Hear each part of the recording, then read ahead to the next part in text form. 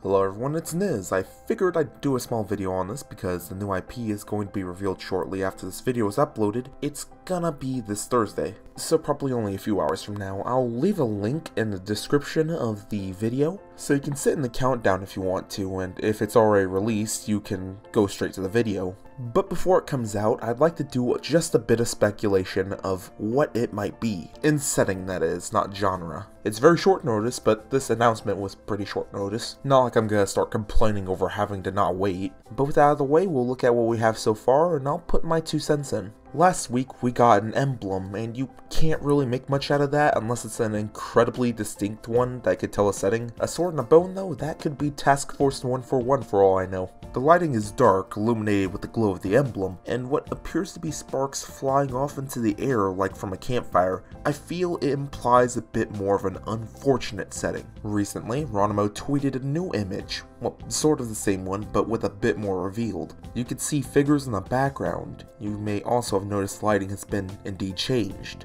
but only to get darker and the shade of red at the bottom like a fog. This might be to hide stuff, but the overall aura this gives off seems to indicate a darker tone. If you look carefully, you can see one figure standing near the bottom, wearing a crown, a person of royalty. A monarchy tends to give more the feeling of a medieval setting, and now that we have a person to compare to scale, these man-made pillars are far larger than the figure, even the smallest one in the corner. I've talked to some friends about this, and one of them states that they believe that this is a graveyard for kings. I'm not 100% sure on that, but it would definitely fit the overall grim setting this appears to be. Along with a crowned individual with no servants or guards in sight gives off more of a feeling of a barren world. I don't think it's gonna be all doom and gloom. This game is being made by Ronimo after all, but also let's not forget who else is involved. Don't get me wrong, I love Devolver, but if anyone would encourage such a setting, it'd be them.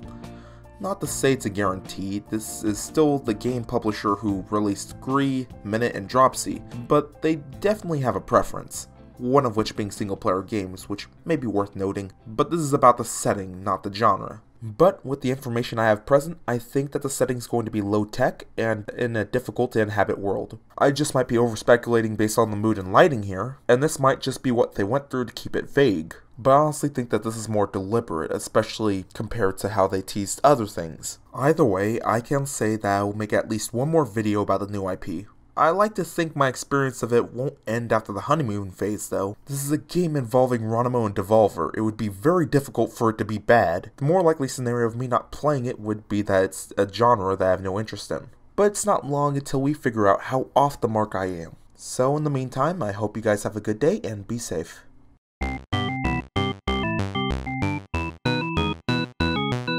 This is a game made by Domino. Ah yes, my favorite developers, Domino and Revolver.